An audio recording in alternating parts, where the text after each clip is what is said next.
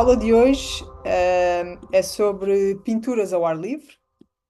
Um, e o título até tem mais a ver com o sítio do Cueva del Águila, que é um sítio que pertence a um projeto que o Hipólito fez há alguns anos, dedicado especificamente a abrigos ao ar livre com arte esquemática. No entanto, eu vou apresentar um conjunto de abrigos que se incluiu neste projeto, porque toda a lógica do projeto tinha um protocolo de metodologia que ia um bocadinho além só da documentação das pinturas em si. E essa é a lógica de hoje, é olhar para um sítio ao ar livre com pintura, fazemos aqui um resumo da metodologia que pode ser utilizada para este tipo de sítios, mas neste caso este projeto pode até ser um exemplo, para quem estiver interessado em fazer este tipo de trabalho, que pode-se adotar ou adaptar, e que foi um bocadinho mais assim num espectro mais estendido, porque também fizemos escavações, ou aliás, não escavações, pequenas sondagens em cada um destes abrigos e fizemos um protocolo, acionamos um pequeno protocolo de retirada de E aí, amostras. achou mais coisa? Desliguem o microfone, por favor. Obrigada. E também fizemos um pequeno protocolo de retirada de pequenas amostras de pigmentos. Vocês sabem, se viram a listagem de títulos deste curso, a última aula vai ser sobre arqueometria, ou seja, toda a explicação do porquê retirar amostras ou que tipo de análises pode fazer a pigmentos de arte rupestre. Mas neste projeto eu já vou tocar um pouco neste assunto, porque efetivamente já fazia parte deste projeto. E pode ser um projeto que pode ser adaptado ou repensado até para outros sítios. E André, até para o trabalho que queremos começar no Brasil, vocês já estão bastante avançados com a questão da escavação, mas tudo o que nós vamos falar aqui hoje pode ser até utilizado num projeto futuro para os abrigos da zona de Alcianópolis, por exemplo. É, a Bem, proposta é essa. yeah. Primeiro, contextualizar a área. Em Espanha, a zona da Extremadura é esta zona bastante grande, é a maior região autónoma de Espanha, que é a Extremadura. O nosso colega Hipólito Collado é hoje o chefe da arqueologia, da secção de arqueologia de toda a Extremadura. E como a especialidade dele é em arte rupestre, nós desenvolvemos bastantes projetos de arte rupestre, não só da arte antiga, paleolítica. Neste caso, trabalhamos muito na Gruta de Maltravieso também, mas já de há uns anos para cá, trabalhamos muito na caracterização, documentação e análises arqueométricas de muitos abrigos de arte esquemática, ou seja, a arte do Neolítico, Calcolítico, europeu. Estamos a falar de abrigos com cerca de entre 5.000 anos antes de Cristo a 3.000, 2.000 anos antes de Cristo, ok? Ou seja, arte que, se contarmos desde agora, estamos a falar de um espectro de tempo de há 7.000 anos atrás, 5.000 anos atrás, 3.000 anos atrás. É uma arte esquemática que vem com as primeiras comunidades de agricultores, pastores, domesticadores na Europa e que na Península Ibérica chega a cerca de 7.000 anos, mais ou menos. Estamos a falar, obviamente, de datas gerais. Este tipo de arte, vocês já tiveram a oportunidade de ver nas aulas. Nós falámos na arte do Tejo, a gravura, e outras aulas que eu fui apresentando uma arte ou pintada ou gravada, muito esquematizada, muito cheia de geométricos, signos, figuras humanas muito esquematizadas, figuras animais de difícil caracterização, porque não têm nenhuma característica física naturalista. Ou seja, vocês já conhecem este tipo de arte que eu fui apresentando. Este projeto, existem algumas publicações sobre ele, sobre alguns destes abrigos que eu vou falar.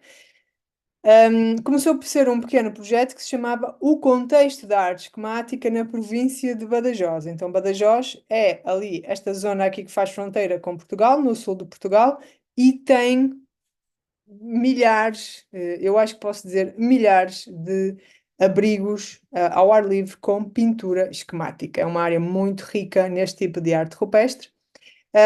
Mas há uma falha histórica, não é bem, não é uma falha, né? Mas há uma falta de estudos que contextualizem a arte esquemática, ou seja, é difícil, não há quase nunca escavações em sítios de arte esquemática.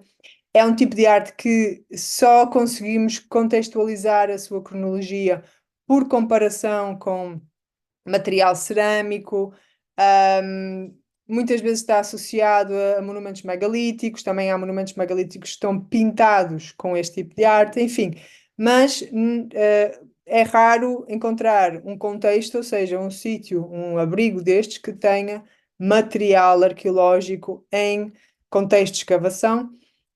E esta foi uma primeira tentativa, um primeiro projeto para tentar contextualizar melhor a arte esquemática, não só com a documentação de alguns sítios, alguns deles bastante icónicos, que já eram conhecidos desde o início do século XX, mas principalmente foi dos primeiros projetos que nós tivemos uma abordagem sistemática também para analisar os pigmentos que estavam nestes abrigos, além de pequenas sondagens arqueológicas para tentar entender o potencial de material arqueológico que poderia estar nestes sítios. Que tipo de sítios estamos a falar? Um bocadinho, divergem em termos de tamanho, mas todos têm algumas características muito parecidas entre eles. Estamos a falar de abrigos, não é uma gruta, são pequenas reentrâncias na rocha com ou mais espécie de um abrigo, uma pequena saliência que abriga, que protege paredes onde tem as pinturas, mas que normalmente estão no topo de cristas quartzíticas, normalmente estamos a falar a geologia ao quartzito, e no topo das cristas quartzíticas, em sítios onde o controle visual da paisagem é uma característica fundamental. É raro que estes sítios não estejam no topo de uma crista quartzítica, é raro que não haja toda uma paisagem espetacular que se consegue ter desde o abrigo, ou seja, o abrigo era efetivamente um sítio onde há um controle da paisagem, há toda uma noção de território que se vê muito bem a partir do abrigo. Aqui temos então uma paisagem geral do que tipicamente estes sítios, não só em Espanha, não só na zona da província de Badajoz se encontram, mas aqui também em Portugal. A maior parte dos abrigos de arte esquemática tem estas características. Temos um aqui em Mação, que eu já falei dele, o Pego da Rainha, que também está no topo de uma crista quartzítica, é um sítio difícil de chegar, mas, ou seja, é quase com uma característica padrão deste tipo de sítios. Aqui apresento-vos três abrigos da zona da Caldeirita. Caldeirita é um abrigo, o Caldeirita 1 é um abrigo bastante famoso, preparado para visitação ao ar livre.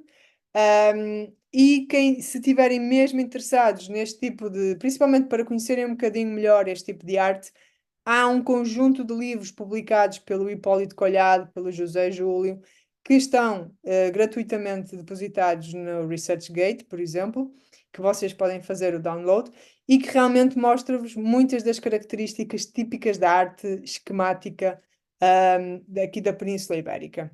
Este é o volume 4. Este conjunto de livros da Caldeirita são muito ricos porque os abrigos são muito densos de pinturas, eu vou-vos mostrar. E normalmente são livros que dão muita informação sobre não só os abrigos, como as pinturas em si. Aqui temos três abrigos diferentes, na mesma crista, que se denominou números diferentes para o mesmo sítio, o abrigo 1, o abrigo 2 e o abrigo 3. E desde estes sítios, normalmente, a paisagem que temos é extraordinária. Realmente, o controle visual, ou seja, o que nós, desde o abrigo, conseguimos ver é bastante importante e, obviamente não é aleatório porque é que estes abrigos estão onde estão, porque é que a arte esquemática estão precisamente neste tipo de sítios. Se repararem aqui na figura, na fotografia de baixo à direita, essa reentrância na rocha nem sequer faz um abrigo, né? É só uma parede que faz um ângulo que permite que as pinturas estejam mais ou menos protegidas da chuva, do vento, ou seja, a definição de abrigo aqui pode variar bastante. Pode ser simplesmente um paredão que, de algum modo, esteja ali com alguma característica geológica que proteja as figuras, né? Isso também pode acontecer. Não tem que ser uma pequena entrada de gruta ou uma pequena cova, não tem que ser exatamente assim. Então, em termos de definição deste tipo de abrigos, pode variar na sua morfologia, mas a arte é muito característica, a arte esquemática é muito rica. Nós, às vezes, eu penso que fazemos algumas descrições bastante simplistas, né? Que vai parecer que é tudo a mesma coisa, não. Mas na realidade a arte esquemática é muito complexa, é muito densa, tem muitos tipos diferentes de figuras. A figura humana normalmente destaca-se, existem figuras animais também, bastante simplificadas na sua morfologia, e depois temos uma panóplia gigante de geométricos diferentes, linhas, pontos, círculos, círculos concêntricos. Vocês, se lembram da aula sobre o Vale do Tejo, ainda que era gravados, eram gravuras, né? Estamos a falar do mesmo tipo de arte, mas a técnica é diferente. Aqui estamos a falar de pintura. Lembram-se que havia uma quantidade enorme de tipos de figuras diferentes. A tipologia era muito grande. E aqui também encontramos, ainda que especificamente nesta área da província de Badajoz, os abrigos apresentem pinturas riquíssimas, bastante grandes, e muito, muito, muito ricas em termos de variedade. Também, claro, a visualização desta arte depende da conservação do próprio sítio, não só do abrigo em si, mas dos painéis. Estamos a falar de sítios que estão ao ar livre, né? Entra aqui muitas questões sobre a conservação, mas também se lembram que com o Distretch, que já falámos numa aula anterior, hoje em dia temos mais capacidade e tecnologia para ver muito mais coisas do que aquelas que conseguimos ver a olho nu, né? Basta perceberem esta diferença desta rocha, em que sim, percebemos que há aqui algumas pinturas, mas as pinturas bem detalhadas, estas muito pequenas de sobreposição, que estão por baixo destas pinturas grandes, sem o distress seria praticamente impossível compreender completamente um painel tão rico quanto este. Então, este é o tipo de arte que temos nesta zona.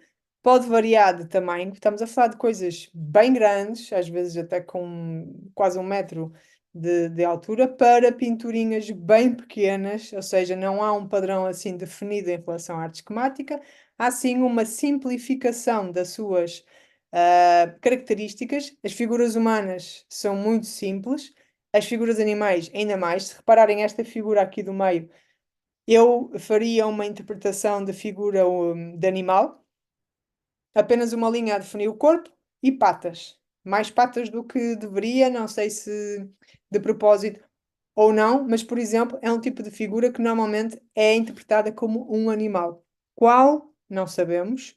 Não há características nem de cabeça, nem de cornos, nem de hastes que nos diga é um cervídeo, é um veado, é uma cabra, é qualquer outra coisa. Então, em relação aos animais, a arte esquemática realmente consegue ser bastante difícil. Depois temos dedadas aqui à direita e pontinhos muito pequeninos que fazem uma forma oval que também é extremamente difícil de perceber o que é. Então, isto é a arte esquemática. Este projeto foi bastante interessante porque juntou não só uma documentação extensiva e sistemática destes abrigos. E um dos abrigos, o abrigo do Águila, que eu vou mostrar um bocadinho com mais atenção, é um abrigo que só aquele abrigo tem, eu penso que era mais de 1000 figuras, 1000 pinturas, né? Ou seja, definir uma a uma. Aí estamos a falar de uma contagem geral, porque depois fazer a documentação digital destes abrigos demora bastante tempo. Aqui, por exemplo, estamos a ver a fazer o scanner,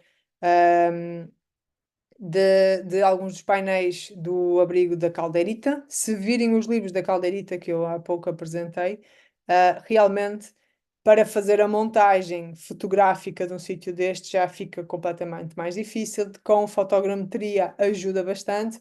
Hoje temos tecnologia que ou de fotogrametria ou de um scanner, conseguimos hum, fazer uma recriação virtual destes painéis. E a partir daí trabalhar para uma documentação digital, acompanhada da fotografia, claro, que vai nos permitir ter uma documentação não só muito útil para a investigação, mas também para a questão da divulgação, né? Que pode, obviamente, utilizar este tipo de material. Bem, aqui alguns exemplos de como são os painéis da caldeirita. E se repararem, conseguimos ver pinturas um pouco por todo lado, ainda que a olho nu seja extremamente difícil de entender. Conseguimos entender algumas pinturas, mas é difícil de entender sobreposições, detalhes. Há muitas manchas de figuras, há muitas manchas avermelhadas que para nós é só uma mancha, mas realmente depois no Distretch pode tornar-se uma figura. E aqui, só para conseguir entender qual é o objetivo final de uma documentação de arte rupestre apropriada. E, obviamente, isto também eu vou repetir e continuo a repetir, a fotogrametria de um painel, a fotogrametria de um sítio, a fotografia de um sítio não resolve totalmente a visualização e o estudo de um painel. Reparem na riqueza deste painel pelo desenho, pelo decalque digital que foi feito a partir, sim, da fotogrametria, das fotografias, do Distretch, mas vejam a riqueza do que está evidenciado neste desenho que nós não conseguimos ver a olho nu no painel em si, exatamente. Ou seja, é sempre ter muito cuidado, porque eu continuo a encontrar este,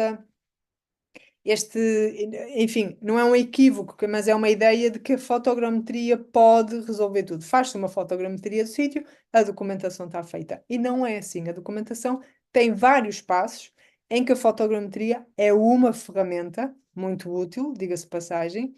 A fotografia é uma ferramenta, mas tem que ser o uso de determinadas ferramentas, conjunto de ferramentas, fotogrametria, fotografia, de-stretch, e várias outras coisas que se pode adicionar para tentar chegar a este resultado que é um decalque digital, onde aqui sim conseguimos ver sobreposições, diferentes tipos de figuras, diferente coloração da figura, que isso também é bastante importante, também nos ajuda aqui na questão do que está primeiro, o que veio primeiro, o que está depois, qual é a sobreposição, o que é mais antigo, o que é mais recente, tipos diferentes de pigmentos. Um, basta compararem a fotografia do painel, que por mais profissional e espetacular que seja, nunca vai substituir este decalque final, que nos dá uma riqueza de detalhes, que, ao contrário, se não fizéssemos este trabalho, não teríamos capacidade para avaliar bem, a riqueza de figuras deste sítio. Aqui alguns exemplos detalhados, então, deste painel. Como repararam, há figuras de tamanhos diferentes e há coisas que são minúsculas e há sobreposições que são importantíssimas saber, porque já nos vai ajudar bastante com a própria cronologia do sítio. A arte esquemática é tão complicada de entender a sua não a evolução, mas o que está primeiro, o que veio depois, o que é mais recente, o que é mais antigo, porque é tudo muito esquematizado, que este tipo de trabalho, só com este tipo de trabalho é que conseguimos ter alguma noção ou uma ideia um pouco mais clara de que tipo de figuras são mais recentes ou mais antigas. E se repararem as sobreposições que temos neste painel e que temos em muitos outros painéis, é este jogo e esta compreensão do que está em cima do quê, de outra figura, que nos vai ajudar a ter uma ideia um pouco mais clara de que tipo de figuras é que apareceram inicialmente e que vieram depois, não é? Então é sempre bastante importante. Um, Este é o nosso abrigo do Águila, eu já falei aqui várias vezes, e é o título da nossa apresentação, ainda que eu estou a apresentar vários abrigos. O abrigo do Águila é esta reentrância que vocês estão a ver aqui em cima nesta, nesta fotografia, e que parece um sítio bastante pequenino, mas não é. A fotografia foi feita de bastante longe. Um, e foi toda uma caminhada bastante larga para atravessar não só este campo, um, quase abandonado, como chegar aí àquela reentrância. Um, e esta reentrância que estávamos a ver de longe, é este o nosso contexto. Todas estas rochas que vocês estão a ver aqui na fotografia à direita são os painéis cheios de arte rupestre, com muitas pinturas, como eu referi antes. Este abrigo eu acho que ainda não está totalmente documentado, mas teria mais de 1000 pinturas, contadas assim por alto. E a paisagem desde o abrigo, e aqui é muito importante haver este registro. Aqui já entramos também em passos da metodologia da arte rupestre. É sempre muito importante fazer um registro do que estamos a ver desde o abrigo, porque vai nos ajudar a compreender porquê ali, naquele sítio específico, e não noutro sítio qualquer. Porquê num sítio tão difícil de chegar, e este sítio foi difícil de chegar, e não noutro sítio mais fácil, mais perto de um caminho, mais perto de uma via de comunicação, né? Porque é que estamos ali? Mas reparem, eu acho que, obviamente, tem muito a ver com este controlo da paisagem, com este controle visual da paisagem. Não é à toa, não é aleatório que estes sítios se implementam quase por padrão em topos de cristas quartzíticas e que efetivamente há todo um controle visual da paisagem ao seu redor. Então aqui tem uma visão da paisagem que o rodeia e do próprio abrigo. Qual foi a nossa estratégia, né? Estamos a falar de uma equipa de cerca de 18 pessoas que tinha um fim de semana para trabalhar em 5 abrigos. Um fim de semana um pouco estendido, imaginem 3 dias, e o nosso objetivo era pelo menos fazer a documentação, sondagem, fotografia, fotogrametria e análise química ou a retirada de amostras para análise química de pigmentos em cerca de 5 abrigos, e o tempo que tínhamos era cerca de 3 dias. Como abordar um sítio destes para que o trabalho seja totalmente feito? Porque repararam que os sítios não são fáceis de chegar. O abrigo do Águila, o abrigo do Buitos, não é propriamente um sítio em que facilmente podemos ir lá porque nos esquecemos de alguma coisa. Não, são sítios que requerem 1 hora de caminhada, 2 horas de caminhada para chegar ao sítio. Sítios bastante inacessíveis e, claro, tudo tem que ser pensado com tempo e a equipa já ir preparada com as suas tarefas definidas. Qual foi aqui então a estratégia? Tínhamos uma equipa que se ia dedicar totalmente à questão das sondagens, fazer uma sondagem em campo, fazer uma pequena escavação em campo. Tínhamos um colega que estava totalmente dedicado a fazer fotografia de todos esses painéis para a criação de uma fotogrametria. Já expliquei como é que a fotogrametria funciona. Sabem que tem que haver um varrimento fotográfico de uma área e tínhamos um colega fotógrafo cujo objetivo era fazer a fotogrametria dos painéis. Tínhamos uma pequena equipa que fazia a fotografia de painel a painel, acompanhado de colegas que ao mesmo tempo estavam a preencher uma ficha de cada painel, e aqui vamos a falar a seguir o que é pode ser a definição de um painel. E tínhamos uma pequena equipa, que neste caso era a nossa parte, a minha, do Hugo, aqui da equipa de mansão, cujo objetivo era, depois da identificação de cada painel, depois do preenchimento de cada ficha referente a cada painel, identificarmos quais seriam potenciais sítios interessantes de tirar amostras para fazermos análises arqueométricas. E tirar amostras não é aleatório. Nós não vamos tirar uma amostra de uma pintura só porque sim.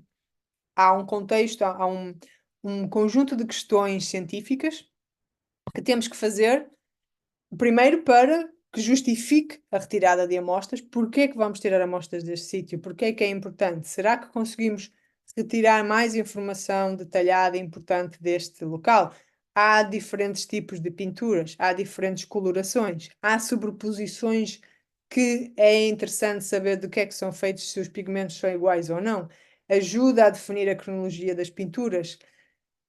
Há todo um conjunto de questões que temos que fazer antes de chegar ao sítio e aí sim identificar, tendo em conta as nossas questões científicas, o que é que seria interessante retirar amostras, porque é um processo invasivo. Estamos a retirar um pequeno pedaço de pintura. E que neste caso vocês vão ver na última aula que estamos a falar de coisas minúsculas.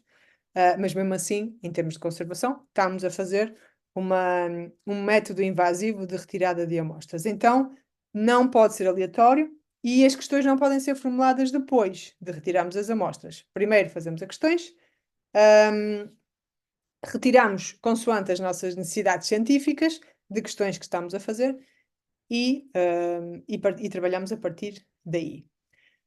Aqui alguns exemplos de arte rupestre deste sítio. Como reparam, há uma quantidade enorme de diferentes tipos de arte rupestre, algumas bem grossas, bem grandes, figuras bem grandes, e algumas figuras extremamente pequeninas, detalhadas, pontinhos minúsculos, figuras que podem ir a 2, 3 centímetros de altura, enquanto que há outras que podem ir a 50 ou 60 centímetros de altura, ou seja, normalmente este tipo de abrigo são muito ricos e apresentam uma quantidade enorme de diferentes tipos de arte. O que também acontece com muita frequência é haver sobreposições até de figuras diferentes ou de colorações diferentes. Se repararem, obviamente que eu estou a mostrar figuras depois de postas no Distretch, né? Fica com esta coloração forçada, mas reparam que esta figura bem grande, bem grossa, está a ser sobreposta por figuras muito mais fininhas, que muito provavelmente até foram feitas com instrumentos, com algum tipo de pincel, porque são muito finas, enquanto que a grossa pode ter sido utilizada com os próprios dedos. Então, a própria técnica de se fazer arte rupestre aqui tem estas características que nos pode também ajudar, por exemplo. Será que o pigmento é o mesmo? Será que há receitas dos pigmentos diferentes para tipos de figuras? O que é mais recente? O que é mais antigo? Os pigmentos são os mesmos ou as misturas são diferentes? Tudo isto são questões que acompanham a documentação de cada sítio.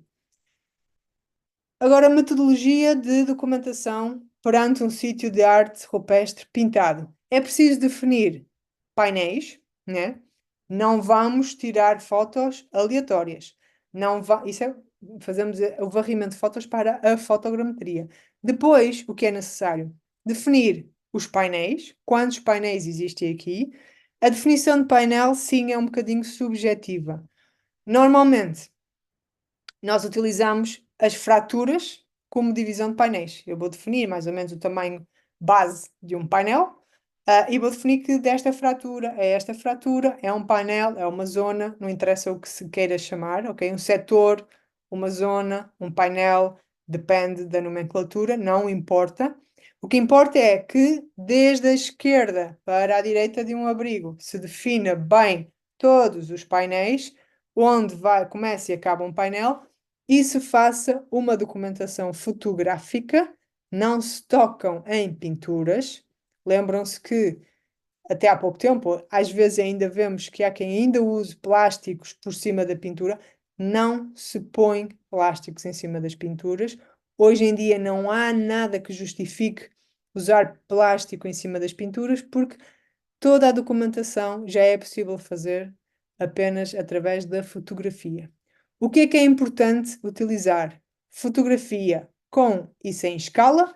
Se repararem, temos aqui uma pequena. Isto é um pequeno autocolante. Eu acho que não é assim que se diz em brasileiro. Um papelinho que tem um pouquinho que cola. Não sei como é que se chama. Post-it. É a mesma lógica do post-it, mas é um papel que tu próprio desenhas uma escala, né? Já preparas e onde não há pintura ou em qualquer coisa que possas pôr de lado sem tocar na pintura, podes escrever o nome do sítio painel, o número do painel, principalmente isto é importante para quando temos muitos painéis, ok? Reparem aqui neste post-it em cima, tem uma escala desenhada, já pré-definida, e depois tem aqui, já podemos pôr o nome do abrigo, mas o importante é o número do painel. Se temos mais do que 2 ou 3 painéis, já nos perdemos se não fazemos uma organização bem feita deste tipo de coisas. E este abrigo do Águila, se não me engano, tinha 45 painéis. Então, realmente tem que haver uma organização muito grande. Organizar pequenas escalas, pôr fora da área da pintura. Nunca pôr uma escala em cima de uma pintura, claro. Mas fazer um pequeno. A questão da cola é porque ajuda a que consigamos tirar fotografias sem estar a tocar na escala. Pôr uma pequena autocolante deste com a escala, fotografia com e sem escala, exatamente na mesma posição, sem tocar na câmara. Daqui usar um tripé, usar seja o que for preciso para que a fotografia fique igual com e sem escala e fazer um registro bem feito do que é o nosso painel. Definimos que o painel da figura à direita vai desta fratura a esta fratura. Tudo bem. Fotografar o painel com e sem escala, fotografar a pintura com detalhe, com e sem escala. Isto é sempre importante. E assim seguir todos os painéis do nosso abrigo, ok? O interessante deste abrigo, como já repararam, que tem uma quantidade grande de figuras diferentes. Se repararem na figura à esquerda, né, tem pintura branca, o que é extremamente raro na arte esquemática. Até agora vocês viram muitas fotografias com pintura vermelha. Existe preto, existe branco, existe amarelado, alaranjado, acastanhado, porque isso normalmente vai ser uma pequena variação do vermelho ou a utilização de outros minerais. Branco é bastante raro, mas este abrigo em particular tinha esta valência de ter diferentes tipos de coloração. Então, só por aí já é bastante interessante o ponto de vista das análises, porque queremos saber de que é feito, ok? Outros abrigos da área, muito perto, que nós tivemos a oportunidade de trabalhar, e se repararem, é esta foto aqui onde nos mostra a posição dos abrigos, o abrigo grande, o abrigo médio e o abrigo pequeno. Somos todos muito originais a dar nomes aos abrigos. Cueva grande, cueva média, cueva chiquita. Mas efetivamente este também foi uma sequência de trabalho bastante interessante. E aqui temos umas figuras muito bonitas. Nós chamamos a estas figuras pequenos oculados. Se repararem, tem 2 olhos, 2 linhas assim para cima e assim um corpo em linha horizontal. Estas figuras são muito bonitas, surgem bastante nesta zona aqui de Badajoz, da Extremadura. Um, esta, esta escala grande que vocês já viram em 2 fotos diferentes, é esta escala aqui, é uma escala de cores calibrada. É a Color Checker X-Rite. Serve tanto de escala, se repararem, tem aqui em cima uma escala, como para depois fazer uma calibração de cores em computador. Ou seja, normalmente utilizámos-la para fazer a primeira fotografia, porque depois vai ajudar a definir as cores reais do própria fotografia, não é? Podemos calibrar. Há muita coisa publicada sobre isto online. Há quem use bastante estas escalas, nós utilizamos às vezes, não sempre, mas esta sim é uma escala de cores calibrada, uma caixinha que até ainda é um pouquinho cara, porque as escalas, as cores aí sim estão calibradas e é um processo bastante caro de as manter. O que é que fazemos? Para que é que serve? A primeira foto é utilizada, é feita com esta escala de cor. Por favor, desliguem os microfones. Obrigada.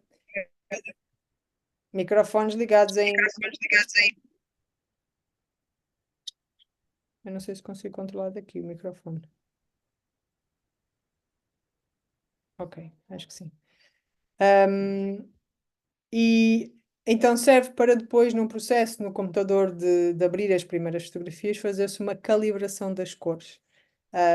Ao mesmo tempo, também tem aqui uma escala bastante útil e é só uma fotografia, não é? É a primeira fotografia de cada painel ou da primeira fotografia de todo o abrigo, enfim, que nos ajuda depois a calibrar as cores.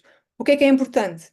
Aqui a nossa escala, ok? 5 centímetros do nosso painel 1, neste caso está bem definido. E claro, o que ajuda bastante depois na definir cada. A definição do painel é um pouco subjetiva, temos é que ter a certeza absoluta que o que está lá é arte rupestre. Por vezes não conseguimos ver nada ou quase nada, mas tendo o de-stretch em campo, já é um passo gigante, porque na hora sabemos se há ou não pinturas na rocha. Se repararem esta rocha, este painel é da Cueva del Médio, muito dificilmente conseguimos perceber que tem aqui algumas dedadas, são um tipo de figura que é muito comum na arte esquemática pintada cá, que é literalmente só a marca dos dedos, mas se repararem com o de-stretch, aparece muitas destas figuras. Então é um painel até bastante complexo e nem parece. Aqui outro dos painéis, se repararam, aqui está, nós definimos entre as fraturas da esquerda, direita, em baixo, qual é o painel, definimos-lo com o número 6, pomos a nossa escala num sítio onde sabemos que não a vai ter, ou pensamos, né, porque nós não estamos a ver, mas é preciso ter cuidado com isso também, e aqui sai-nos um círculo com estas linhas bastante nítidas. Aqui mais exemplos. O painel pode ser de tamanhos do que nós acharmos que é o painel. A definição é um conjunto de pinturas que estão ali mais ou menos definidas enquanto conjunto. E estamos a falar do painel. Pode ter 1 metro, 1,5 metro de altura, como este da esquerda, que é bastante grande, mas definimos que estas 3, 4 pinturas vão estar determinadas num painel só, ou a nossa figura da direita, em que definimos que desta fratura da esquerda à fratura da direita, vou definir como um painel. Ok? Então, é uma definição subjetiva. É só para nos organizarmos em campo, fica muito mais fácil se temos principalmente um abrigo com 4, 5, 6, 10 metros de comprimento, definir por painéis, fazer uma documentação painel a painel. Cada painel tem que ser medido, já aqui falamos também das fichas de campo, ok?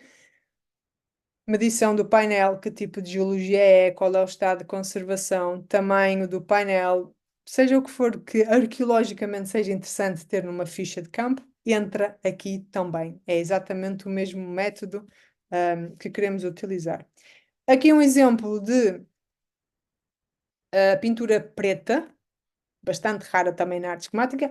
Já por esta fotografia dá para reparar nas dedadas pretas. Estas dedadas são muito características da arte esquemática, surgem em muito lado.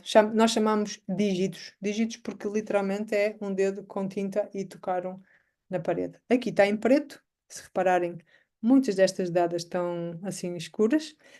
A parte interessante, através das análises arqueométricas, conseguimos saber que são feitas em carvão, mas as amostras que retiramos não nos permite ter quantidade suficiente para datar.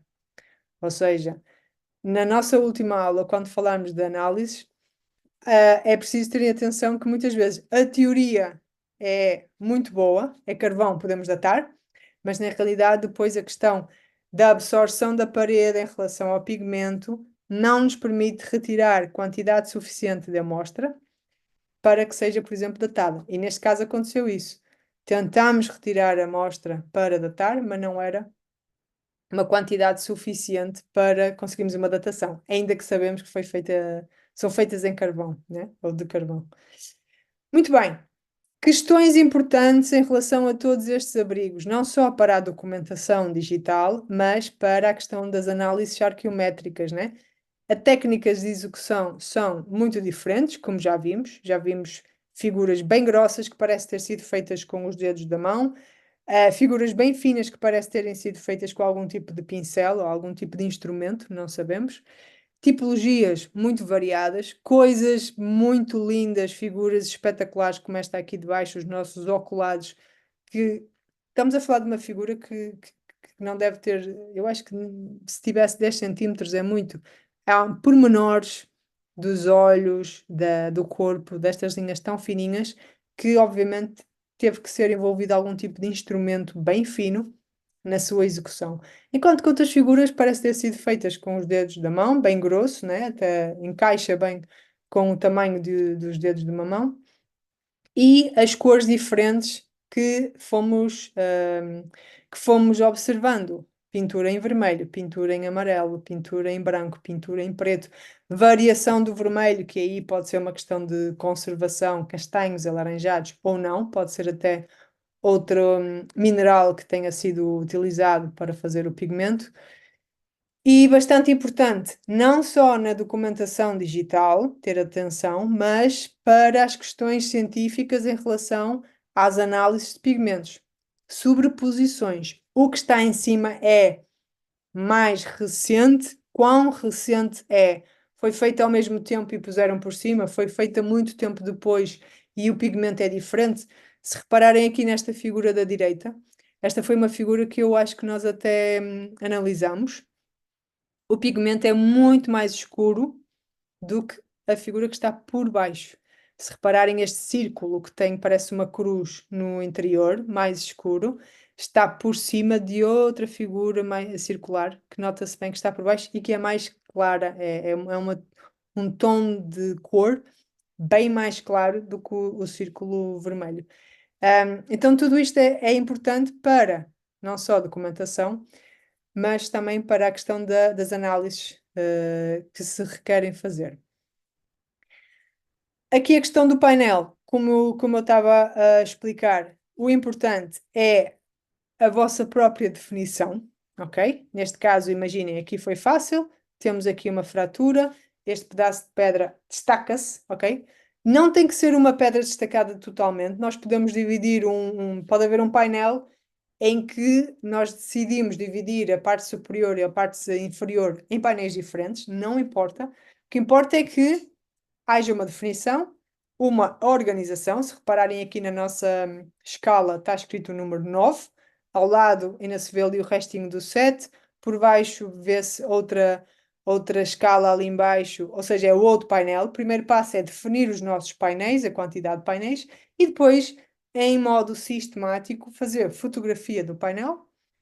Pode-se fazer, hoje em dia fazemos a fotografia, fazemos a fotogrametria.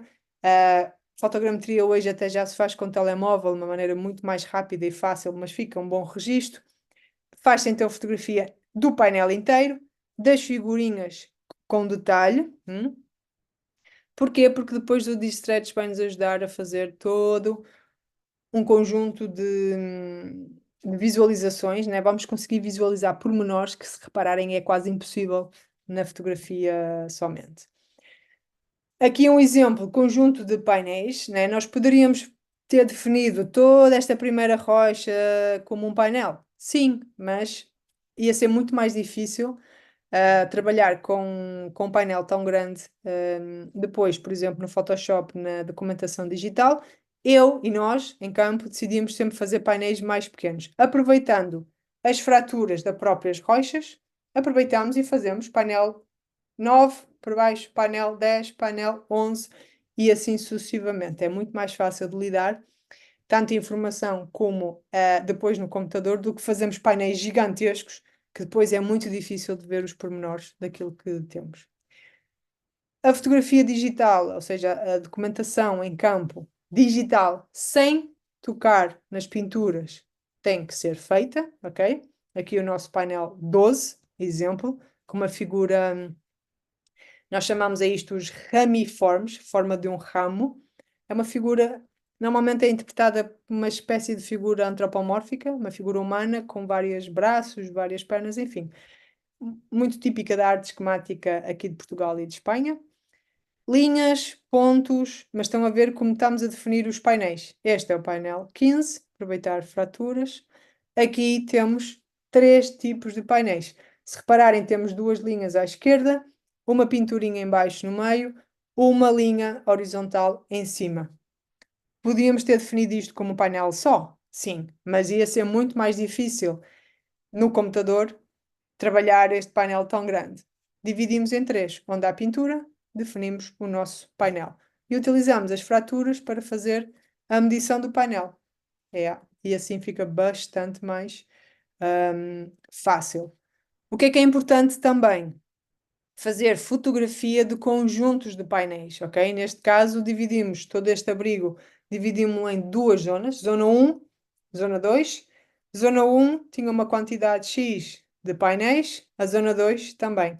Uma foto do contexto, ou seja, do abrigo, dos painéis, de uma zona, quanto mais fotografias conseguirmos ter em campo, mais fácil também nós próprios compreendemos, por exemplo, a distribuição das pinturas. Onde está o painel 9, onde está o painel 10, onde está o painel 11. Hoje em dia, por exemplo, ainda agora estivemos num campo em que fizemos documentação de um abrigo bastante grande, com tablet, com telemóvel, facilmente fazemos uma fotografia do nosso conjunto e pomos números onde está o painel 1, onde está o painel 2, painel 3, com tablet, com qualquer coisa. Se não, na própria ficha, fazemos um rascunho, né? Um esboço do nosso do nosso abrigo e dizemos onde está o painel 1, 2, 3, 4, 5.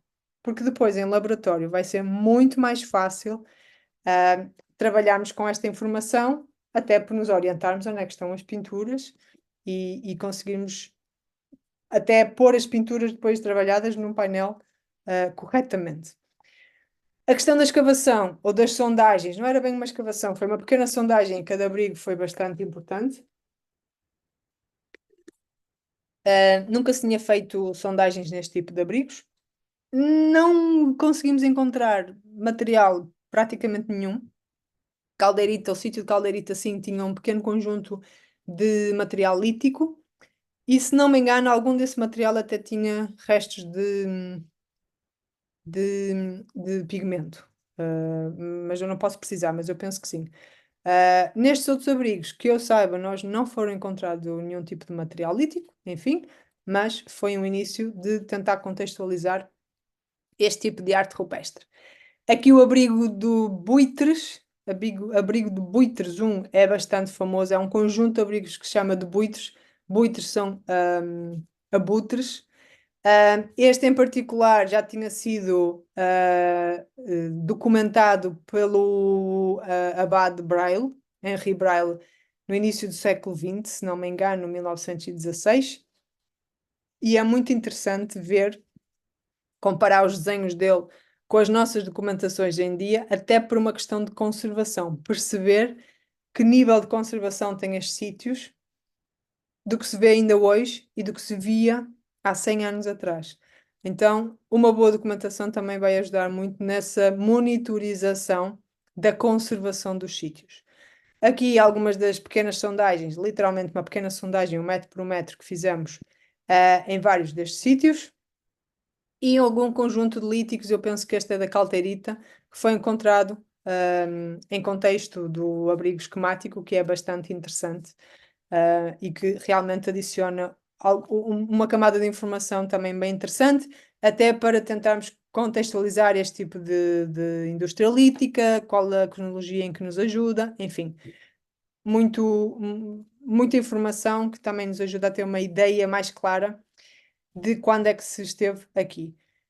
Este é um 3D, então, do nosso abrigo do Águila. Se repararem os nossos abrigos que eu mostrei a foto, aqui estão eles, né? Então, a divisão dos nossos painéis começa sempre da esquerda para a direita, é uma questão de organização. Definir os painéis segundo os nossos critérios de tamanho de painel, de tamanho de figura. O que importa é que haja uma organização, uma pequena escala onde consigamos saber exatamente que número de painel é que temos, um esboço numa ficha em papel ou numa ficha num tablet, ou seja o que for, desde que haja uma boa organização a saber que painéis é que estamos a documentar e depois, em trabalho de laboratório, a ideia é efetivamente fazer uma boa documentação digital. Em relação à questão da arqueometria de pigmentos, e vamos falar mais à frente noutras aulas sobre isto, porque é que fazemos análises multiproxy? O que é que quer dizer multiproxy? Vários tipos de análises diferentes no mesmo pigmento. que nos pode dar a caracterização dos componentes dos pigmentos, não é? Porque é que foi importante esta parte do projeto? Saber de que é feito o pigmento, identificar as matérias-primas, onde foram, a matéria-prima é local, não é? Onde foram buscá-la? Processos de produção, aqueceram o pigmento, trituraram o pigmento, misturaram coisas diferentes. Isso hoje é possível, hum, entre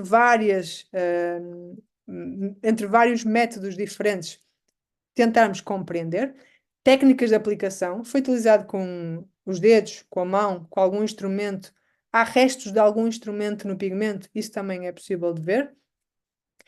Tentar uma cronologia quando há essa possibilidade, ou os pigmentos são feitos com materiais orgânicos, ou quando, e assim sim há uma datação, ou enfim, teoricamente pode haver uma datação, né, como a questão do carbono 14, se for feita de carvão, ou se há, por exemplo, crostas de calcite por cima da pintura, que se possa fazer uma datação com urânio e tório. É tudo bastante teórico e ao ar livre ainda mais difícil é, ok?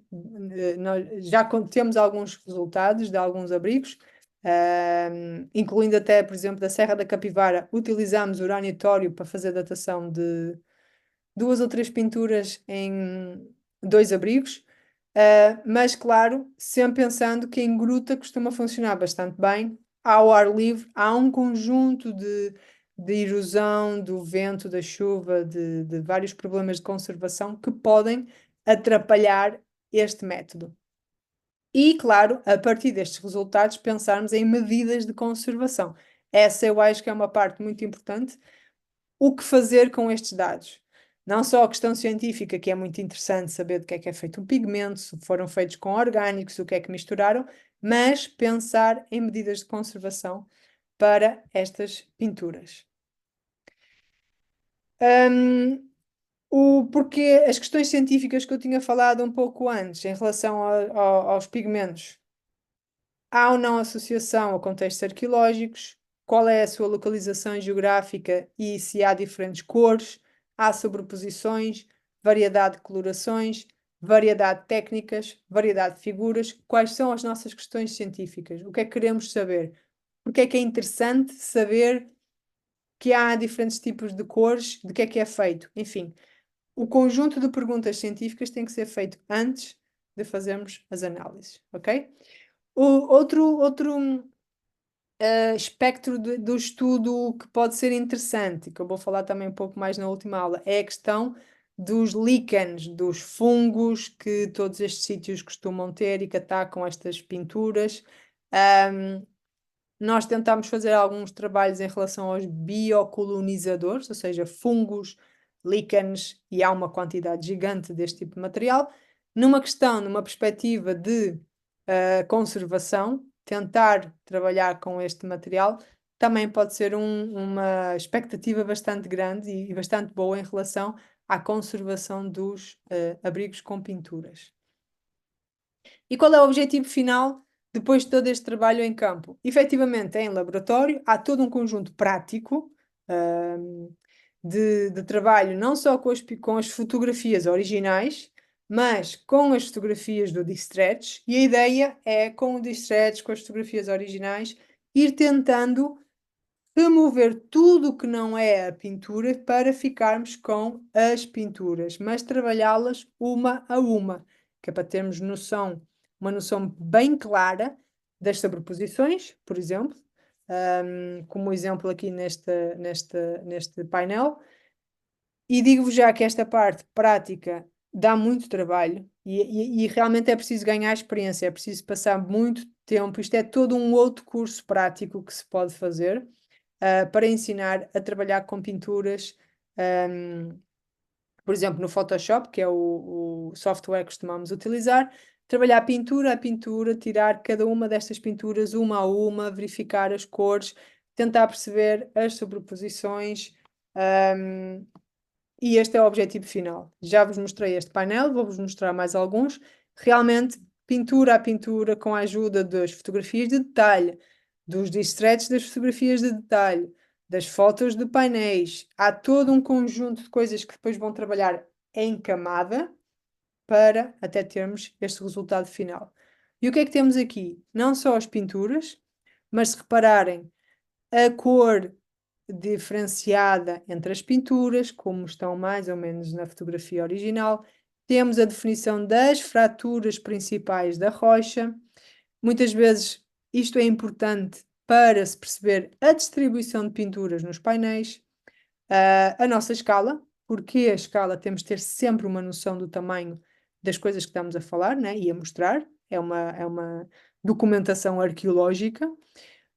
E assim temos, claro, uma documentação da excelência que nos mostra muito bem pormenores que, se fosse só pela pintura, pela fotografia, desculpem, seria quase impossível compreender bem aquilo que está aqui identificado. Vou-vos mostrar mais exemplos. Aqui eu tirei muitos exemplos do livro da La Calderita, que tem esta documentação espetacular feita. O livro foi feito pelo Hipólito e pelo José Júlio. Vocês podem baixar-se, como eu já disse. Todo o trabalho de laboratório é feito com a ajuda do Distretch, né? O próprio Distretch vai ajudar muito até a ver pormenores que não conseguimos ver a olho nu, até chegar a uma documentação final, que é isso que nós queremos. Com os pormenores, com a quantidade de figuras, conseguimos, a partir daqui, estudar a tipologia, a quantidade de figuras, a distribuição das figuras, é exatamente como um método arqueológico de uma escavação. Onde estão os objetos, a quantidade de objetos, do que é que são feitos os objetos. O método arqueológico é utilizado para arte rupestre. E é este o objetivo desta documentação, e que tem que ser sempre. Eu penso que este é um modelo muito bom, é um modelo que nós utilizamos, tanto para gravura como para pintura. E o resultado final, assim, há fotografias que realmente nos dão uma vista espetacular daquilo que estamos a ver, mas o desenho, o decalque final, na minha opinião, não há ainda nada que substitua este desenho final, este decalque digital, para compreendermos bem e com todo o detalhe o que estão nestes painéis. Porque é que é importante sabermos em campo um esboço da distribuição dos painéis para fazermos este tipo de esquemas? A própria distribuição dos painéis é importante, até em relação ao abrigo em si. Há alguma zona que está a ser mais pintada do que outra? Porquê? Há algum painel mais limpo de líquenes que foi mais pintado e que não está tão afetado pelos líquenes? Porquê? Porque é que se concentrou a pintura numa determinada zona do abrigo e noutra não?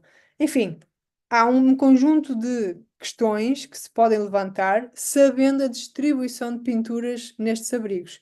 Fazendo estes esquemas, depois de termos a documentação toda feita, é muito interessante porque realmente pode nos ajudar a interpretar este abrigo. A interpretação não pode ser só estão aqui umas figuras humanas e está ali uma figura animal e aqui houveram rituais. Não pode ser só assim.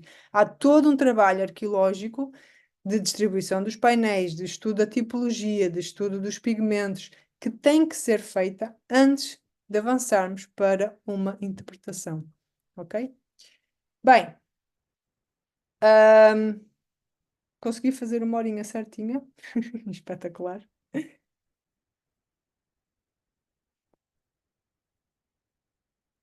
E quem tiver questões, força, Sim, claro que eu tenho. Sara, vamos lá.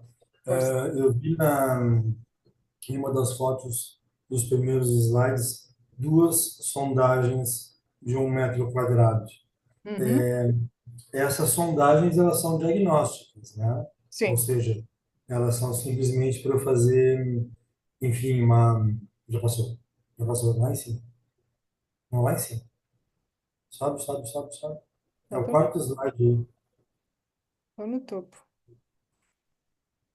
Aqui, não. Anterior a esse, anterior a esse. Ó, que está projetado, anterior que está projetado. Peraí. Aqui. Pode ser Aí. este? Então, tem duas sondagens aí de 1 metro quadrado. Isso aí é só para um diagnóstico, né? Sim, E sim. nesses diagnósticos vocês encontram ou os artefatos utilizados para fazer as pinturas, ou restos das matérias-primas que deram origem ao pigmento?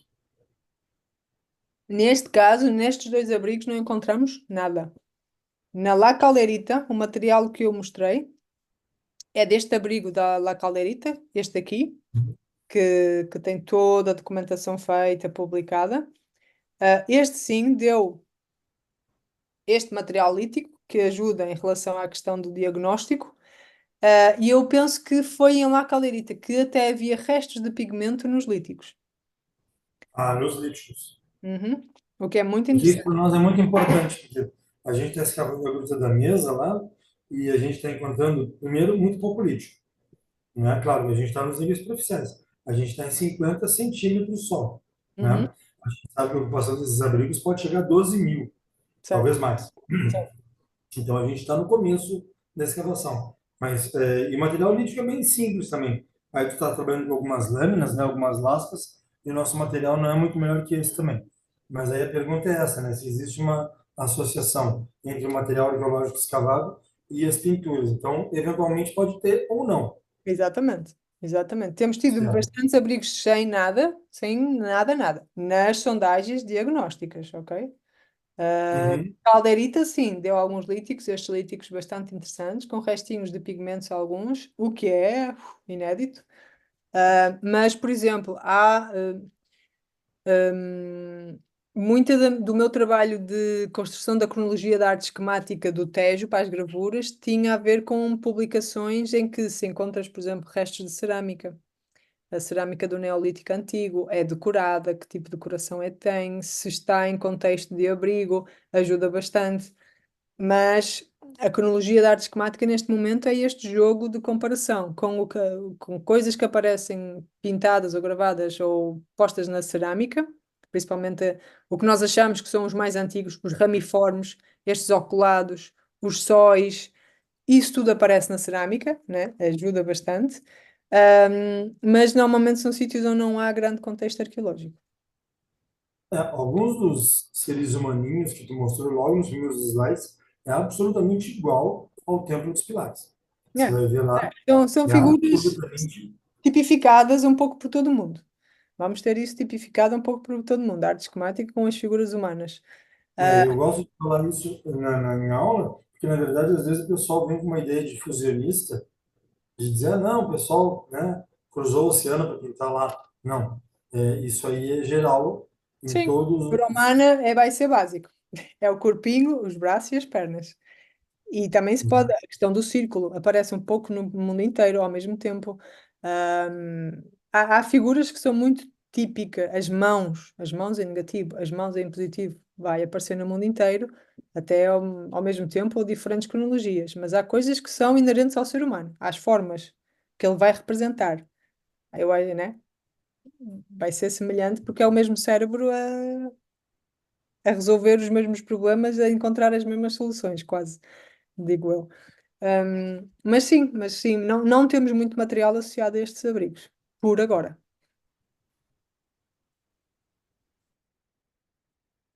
Tem perguntas ali no chat, Sara. Ai, desculpem. Ok.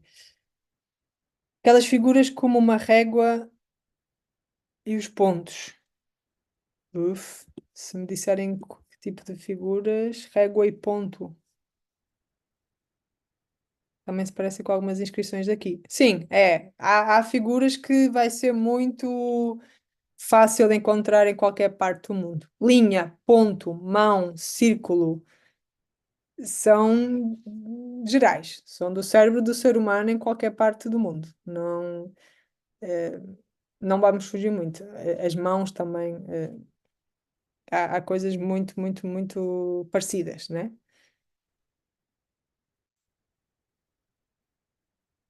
Obrigada pelo comentário, Monique.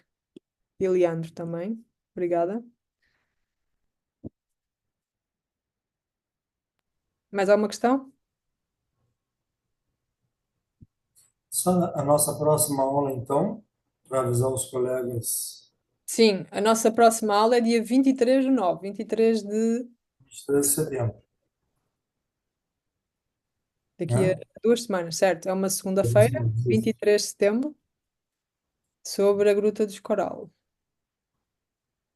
Certo. Aliás, as próximas duas aulas são sobre duas grutas, Coral e Maltravesso, e a última aula é sobre a arqueometria de pigmentos. Eu penso é que a aula da arqueometria de pigmentos está com a data errada no site. Está como 27, que eu acho que é um domingo, e deveria estar marcada para o dia 21. Eu tenho que ver, porque no dia 23 voltaram as aulas aqui na Universidade Federal de Santa Maria. Então, dia 23 à tarde, eu estou em aula. De setembro. Então, eu vou ter que assistir as aulas gravadas. Ok, ok. Mas, de qualquer forma, os avisos sempre ficam à disposição no site, né? Deixa eu olhar aqui no site do Lasca, o que que a gente tem aqui. É, a Nicole está a dizer que está lá 27, mas Tá? deveria ser 21, uma segunda-feira.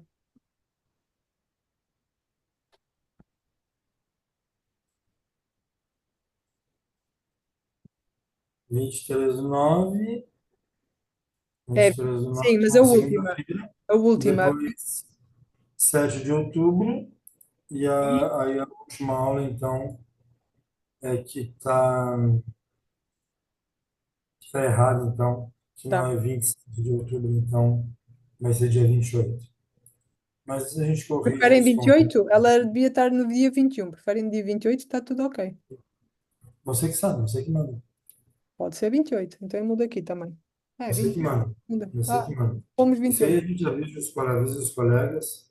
Pode ser 21 ou 28, como calhar melhor para você. Ok. 28, penso que sim. Mas de qualquer forma a gente vai avisando e tal, vamos comunicando a todo mundo, Ok. né? Pessoas, mais alguém tem uma pergunta? Pode abrir o microfone agora. Agora é a hora boa de abrir o microfone. Muito tímidos todos, sempre. Sim, sim, sim. É a Ah, maldição da teleaula. a Mais Rafaela difícil. está a dizer que viu uma pintura brasileira que parece um calendário. Sim, eu tenho uma percepção muito pessoal de que várias pinturas aqui no Rio Grande do Sul eu entenderia como calendário, porque o primeiro calendário que a gente conhece de fato é o biológico, né? E esse calendário biológico é o feminino. Então, tanto na Gruta da Mira também nós temos uma desenho de uma grávida, né? Que a pessoa tem uma barriga notadamente protuberante, e a gente está vendo ainda se aquilo enfim, tem algum tipo de contagem que a gente possa associar a algum tipo de ciclo, né? Semanal, lunar, enfim. A Rafaela está postando ali no chat ali, sabe? Sim, sim, sim, estou a ver. Um conjuntinho de quadrados com um X no meio. Pode ser. A interpretação pode ser por aí, não especulativo, não é? Mas bastante esquemático isso. Bem bonita. Uma coisa que eu gosto de ver nessas pinturas, eu gosto, né? É tentar pensar a ordem de traços, né?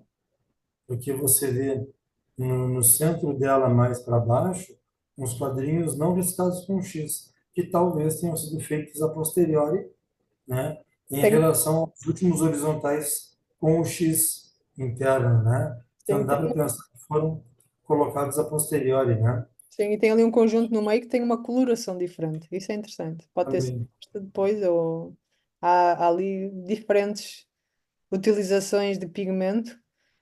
Hum, Mais do que tentar interpretar isto, eu iria querer saber do que é feito o pigmento. Mas é uma teoria interessante, sim.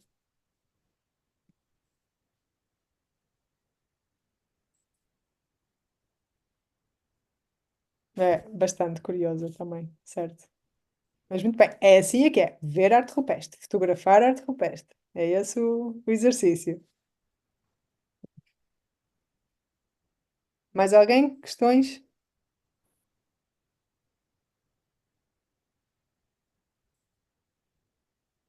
Bom, não temos mais nenhuma pergunta. Sara, muito obrigado novamente, né? Eu agora vou ter que ver as aulas gravadas, porque agora, no retorno das aulas aqui da universidade, as aulas caíram justamente na segunda-feira à tarde, né?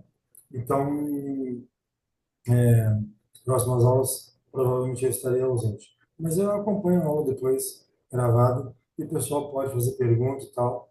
Você começa no horário normal e tal, e a gente segue conversando. Ok. Aos colegas que estão assistindo, muito obrigado, né? Tá tudo no site do Lasca, e assim que a Sara faz a decupagem das gravações, vai para o canal do YouTube do Lasca, onde estão todas as aulas gravadas, Uhum. estão à disposição no canal do YouTube do Lasca. Tá Sim, bem? obrigada. Obrigada mais uma vez pela Muito obrigado a presença. todos, todas. E até o próximo encontro.